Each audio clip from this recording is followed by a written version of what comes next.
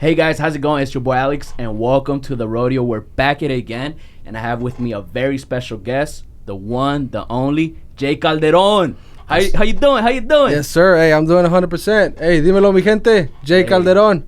Damn, bro. I appreciate you stopping by. This is going to be your first ever interview / podcast, right? Yes, sir. First ever. Damn, how you feel about that? Hey, like I told you, man, I'm excited. You know, new good things going on lately.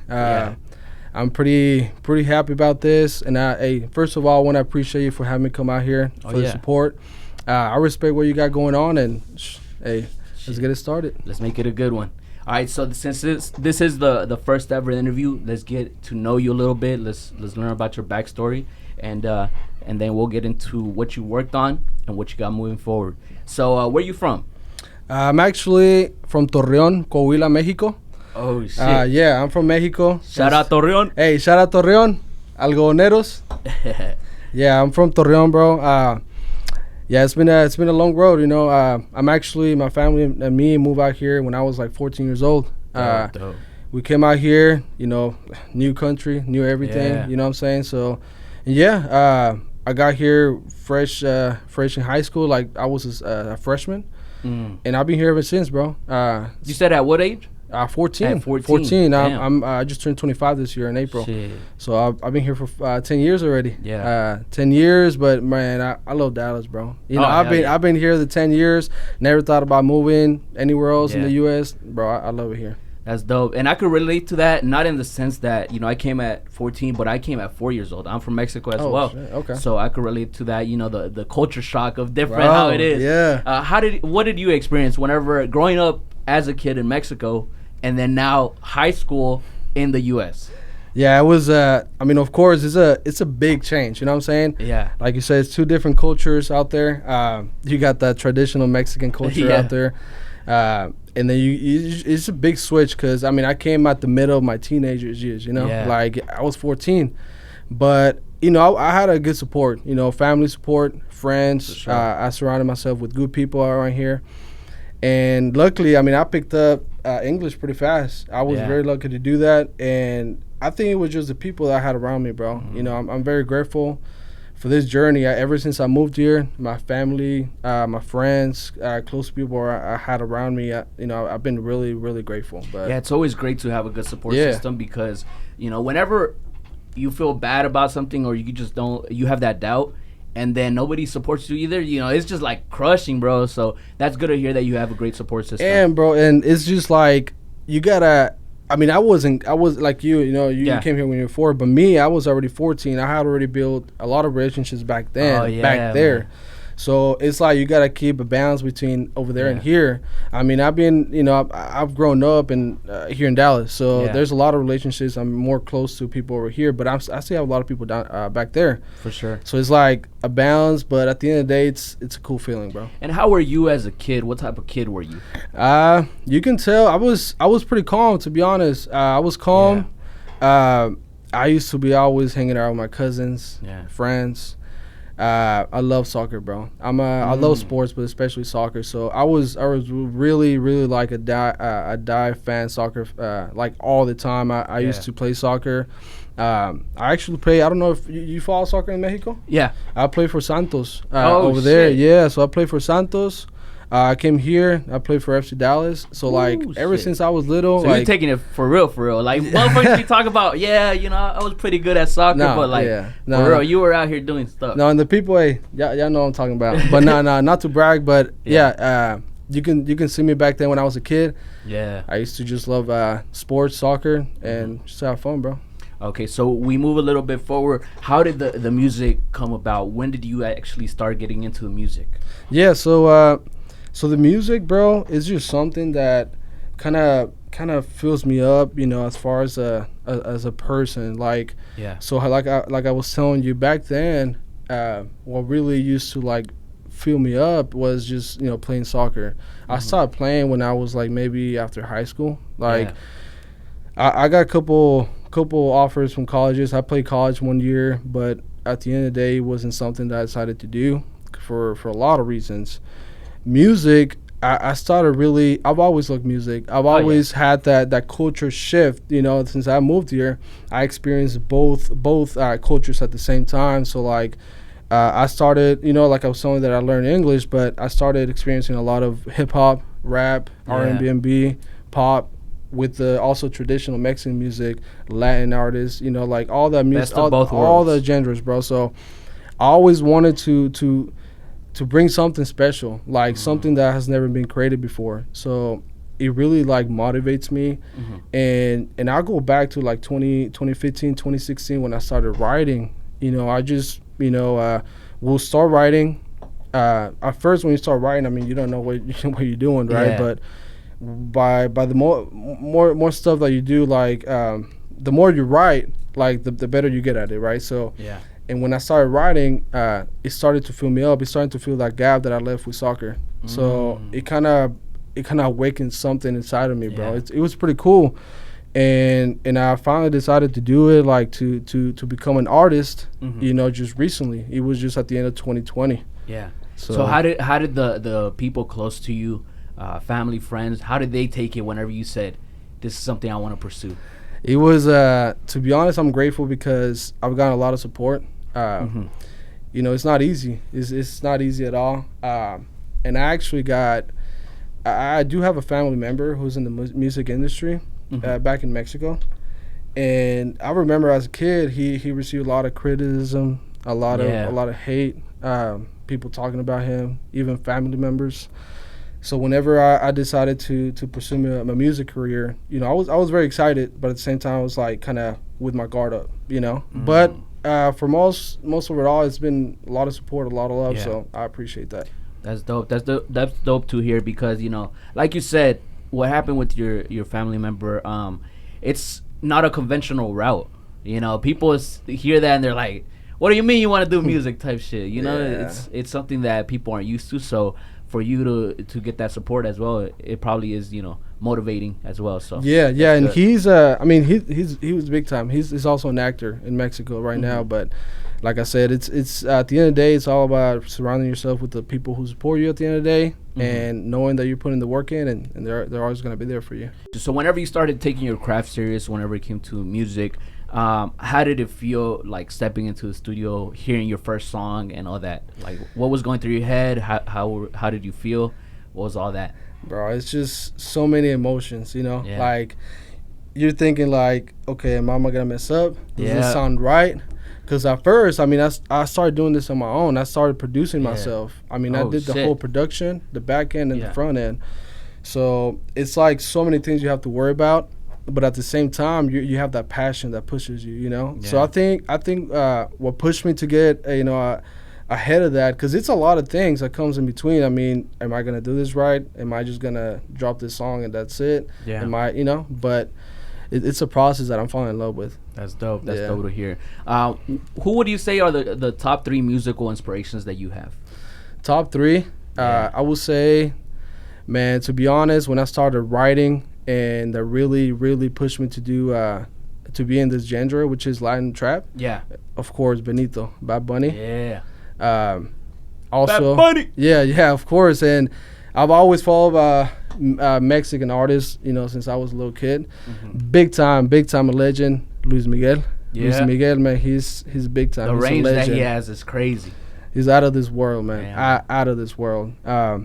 And I would say my third one that really inspires me to get me out of my comfort zone is Anuel.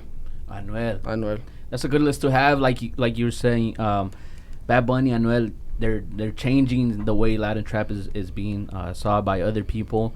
Luis Miguel, the range, the ability to adapt, you know, decade after decade is crazy. Man, crazy. But what do you see like in these artists that you're like, man, you know, that's something that I want to either capture as well, or how do you see the inspiration from them? So I try to I do a lot of research. I do a lot of learning. So what I try to get from them is just the uniqueness that they have, each one of them. like, you know, Bad Bunny, he brought a whole different sound to the industry. I mean, he changed everything up. At the same time, I know it was doing the same thing too, but in a different way. He came up more from the streets. Bad Bunny, you know what I'm saying? Bad Bunny came out, you know, like more industry, more. And he got noticed pretty quickly because I mean, Bad Bunny's talented, but I know, I mean, he came up and I mean, Luis Miguel, like he's talking about their range, man. I mean, it's just so many things that I try to get from them, you know, that I try to master my what I'm doing. Yeah. And it's just a lot of things, and but it's hard, bro. I mean, at the end of the day, it's like you try to compare yourself with all these people, all these top artists, but at the same time, you got to realize they got a whole team behind them, you know. Exactly. But at the same time, it also motivates me. So. Oh yeah, for sure. Like, and it's crazy that you mentioned that Anuel from the streets and Bad Bunny, you know, his range, because, you know, me and my friends, we talk about this as well, and I always kind of see it as how, like, you could say kind of like a Meek and Drake and Bad Bunny and you can compare them. Yeah, exactly. So Meek has the streets, you know, the streets fuck with him heavy. Bad Bunny is like, you know, he could kind of do anything, like how Drake be, you know, jumping everywhere. So, you know, it's crazy to people see that comparison. I would say. Yeah, bro, that's a good comparison. I've heard before that people compare Bad Bunny and Anuel with Drake and Future, but I think Big Mill is a good comparison for too. Sure, for sure. Hell yeah, exactly. So for somebody who has first time ever hearing you, has never heard your music, how, in your own words, would you describe your music?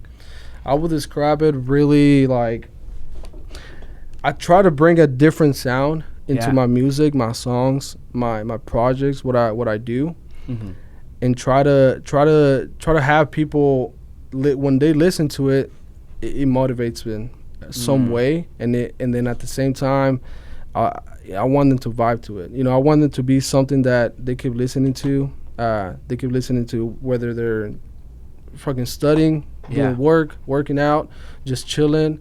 I want to do so many sounds. I don't want to stick to just something. That's why I mentioned Bad Bunny.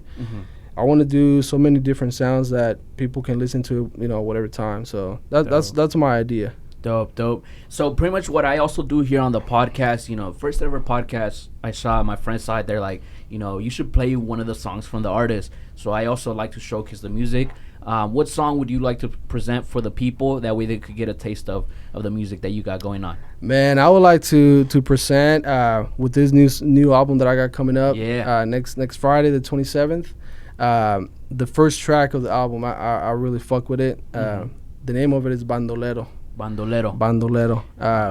I really kind of opened up on my life on that one. You know, how I came up, the struggles that I had, but I like how it's so simple, but at the same time it's just so hard. You know, so I can't wait for them to listen to it, man. It's for sure. Let's get it.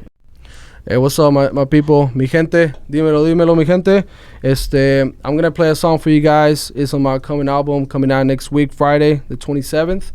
It's called Bandoletto. Hope you guys like it.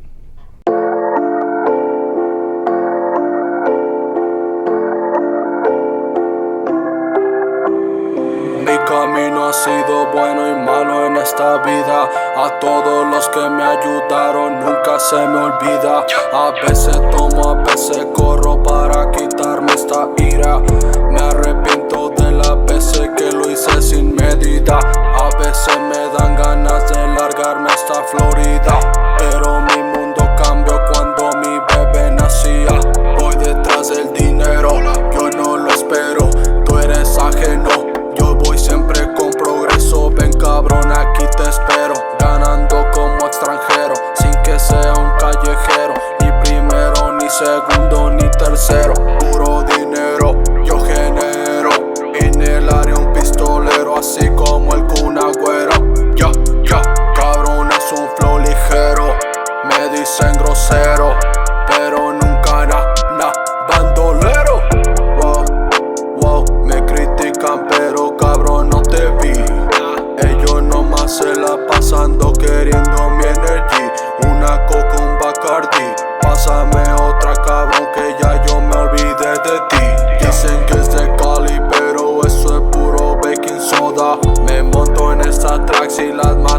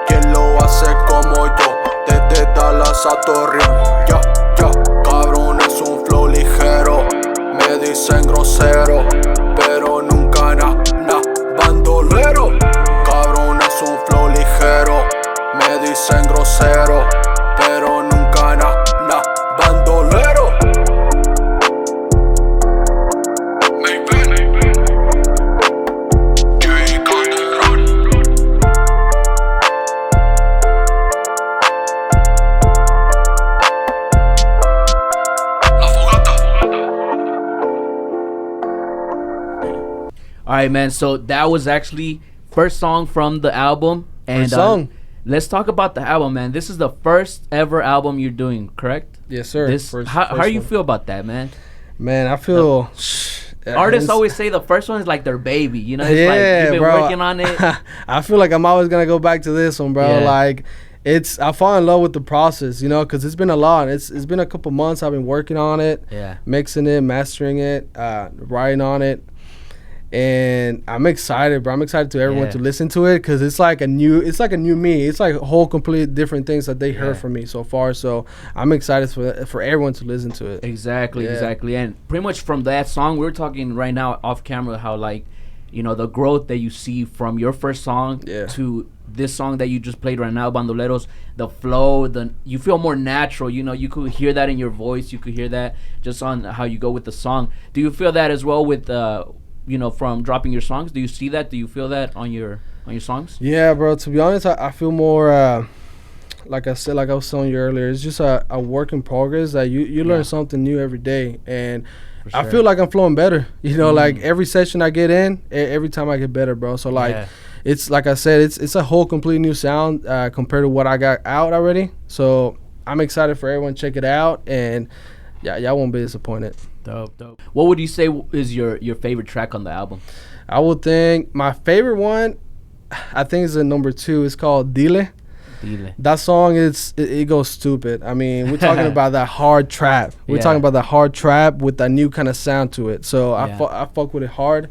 I would say it's kind of up there with Bandoletto, but Dile, it's a whole another thing. It just naturally was like, bro, that thing came when I was working on it. That beat, that's the only. So all my beats that I got from this album, they all came from my homeboy Maven. Shout out Maven. This one song that was the only one that was I got it from my other producer, Tundra Beats. Okay. He's out there. Y'all check it out.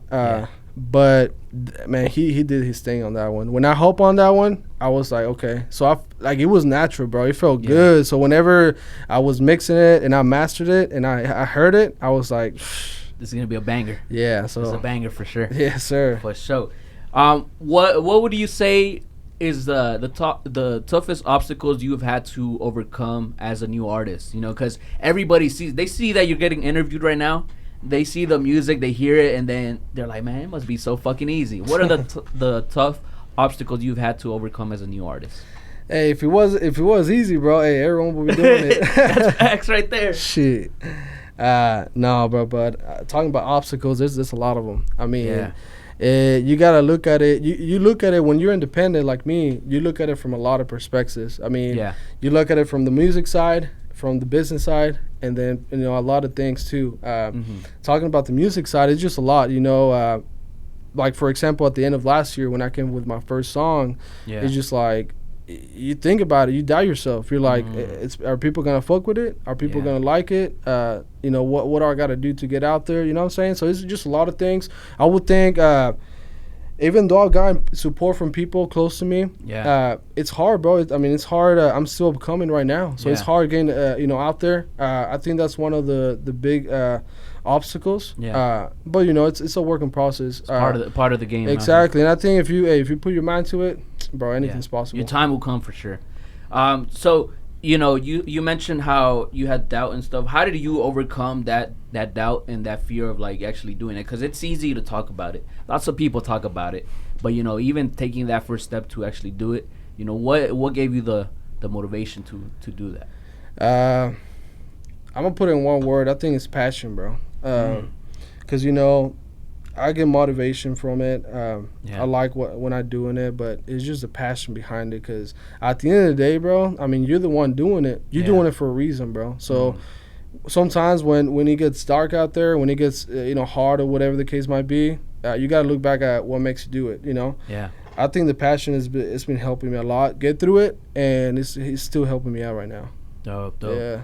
So you mentioned, we heard the song. You're more in the Latin trap lane. Yeah. So as somebody who's Mexican, we know how Mexican fans are. They're super loyal. They're super focused on the artist. Why did you select to go the Latin trap route instead of just the traditional Mexican music route? I feel you, dog. Hey, I want a challenge. You know what I'm saying? So, like I said, when I was upcoming, writing, producing, so it's like a whole new. I want a challenge. I want to bring something new to the industry. I want to bring a new sound to it. I know a lot of people in Latin trap music has been coming up with this recent years, right? So. Yeah. I wanna. Hey, why not? I wanna be the best Mexican. Being in the charts out there. Yeah. Why not? I mean, who's saying? I know it's hard out there. Once you get in the industry, you get a lot of people who are just like, "Oh, you're Mexican. Oh, so what kind of regional Mexican music are you doing?" No, they don't talk about Latin trap. They don't talk about reggaeton. They don't talk about any of that. So I wanna be one of the first artists, Mexican artists, who can start performing at that level. Yeah, that's true, and it's crazy because it feels like there's more of a acceptance of the Latin trap music in our Mexican culture compared to like say 10 years ago, even like 15 years ago. It's more like hip hop and Latin trap rap. They're kind of getting more integrated into Mexican culture as well. Yeah. So it seems like you saw something and you're like, you know what, I have the passion, I have the drive. And let me just execute on this song. Yeah, especially, bro. Like I'm telling you, I wanna combine both cultures. Since I was a little kid coming to the U.S., I wanna put those sounds together. I wanna put some of those future beats with some Spanish lyrics on it. You know what I'm saying? Like I wanna do that. I wanna come up with a different sound. For sure. What are your thoughts on the Dallas music scene? What do you like? What do you don't like? What can we work on and stuff like that? So what are your thoughts?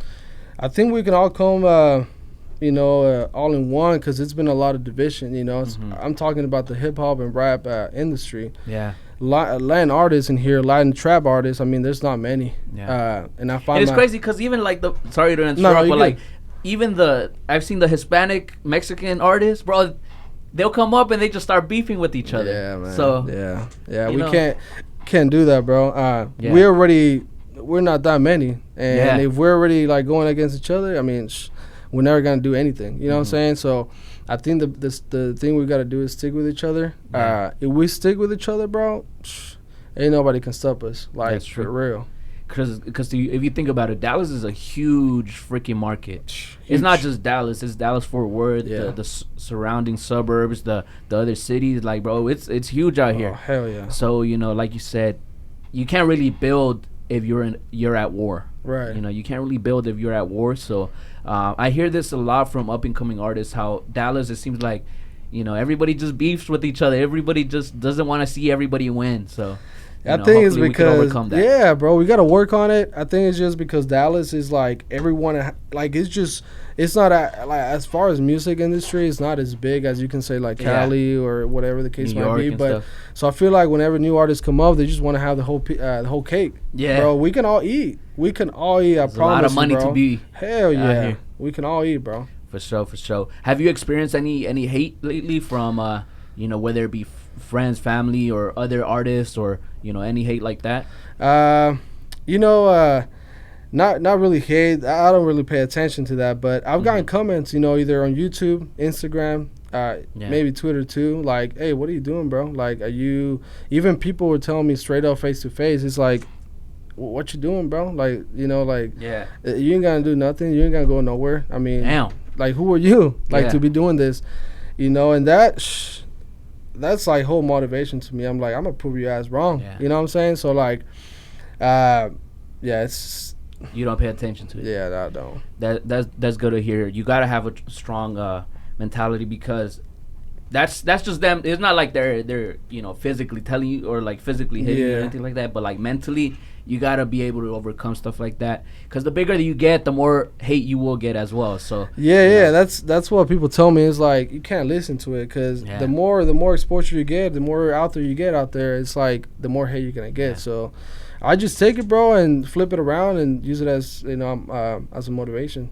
That's good. Where do you see yourself 5 years from now? Oof, 5 years, bro. And time flies too. Time flies. Like you said, 5 years from now, but behind me, I was a whole different person. But yeah, 5 years from now, I see myself built like with something already. I have already built something in place. You know, I see myself as far as my music career, you know, out there. 5 years is, I mean, I see myself somewhere like 1-2 years from now. I mean, why not? 5 years, I see myself, you know, working with not even just like, you know, music collaborations. I also see myself working with like companies out there. I mean, putting myself out there, building a brand for myself, you know, so I can, you know, the people around me, I can bring them up with me. Dope. Yeah. What do you think is the step that you would have to take to get to that level? Like, you know, as a big artist, as somebody who is established, you could say. What do you think are some of the steps? It's a lot of work. So of course, a lot of hard work, dedication. You can't back down any obstacle. But you know, it's a matter of getting out there, bro. Reaching out. Like I said, I'm independent right now. And it's not like, you know, I get a contract offer. I'm not gonna just jump into it, right? So it's a lot of reaching out, reaching out, getting out there, building a team around me who can, you know, help me find the best lane that I can take into the industry. And I think that's the next step after this past year. Because I mean, I got this project that is gonna come out next Friday. The remainder of the year, I'm just gonna be dropping singles. But starting in 2022, I wanna start building my team around me so I can get out there and, you know, start doing a couple gigs out there, reaching out to record labels and, you know, stuff like that. So I'm excited, bro. Yeah, exactly. Here in Texas, if you get Texas behind you, bro, like it's huge. We're a huge motherfucking state, bro. Hell yeah. So that's good to hear that. Overall, with you, whenever you say, you know, get into maybe potential record labels, so you're not opposed to signing.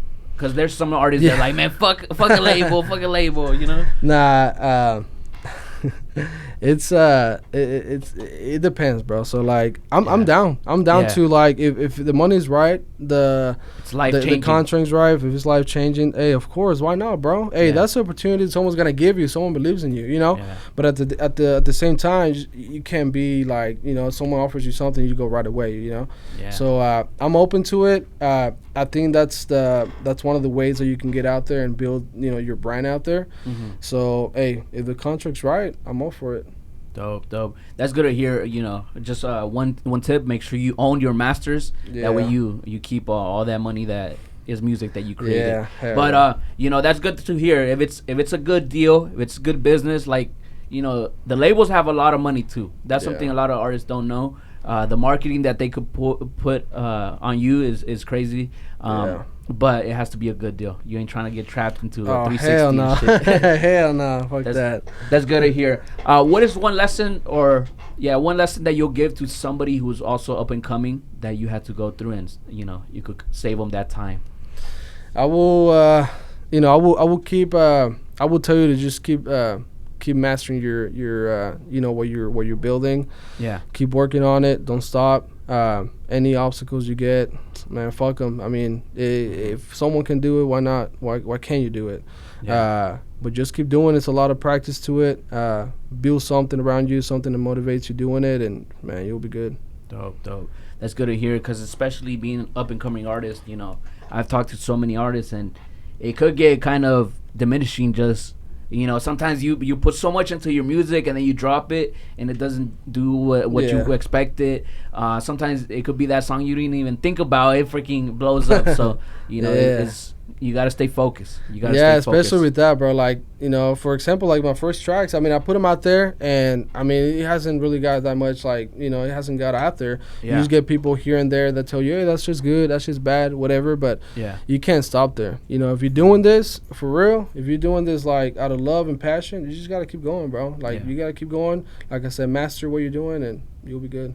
Can we expect any potential music videos or collaborations coming up this upcoming year, or the rest of the year, I should say? So like I said, this year, you know, I got my album coming out next Friday, but after that, I'm pumped, because I got one collaboration I got with this upcoming Lion artist too. Dope. Shout out to Steve, he's out there in Cali. I'm probably gonna do one with him. I got also music videos working on with my boy here. I'm excited, bro. I want to do, all I can, all I'm able to. Music videos, collaborations, singles, and hopefully, this is my first baby coming out next week, right? But we'll work on that on the next one's few following up. Shit, hopefully they don't shut us down, bro. It seems like with this whole COVID shit, bro, like this whole Delta. I know, bro. Man, I know. How was it for you, starting really pushing your music? And then the pandemic happened. How was it for you, man?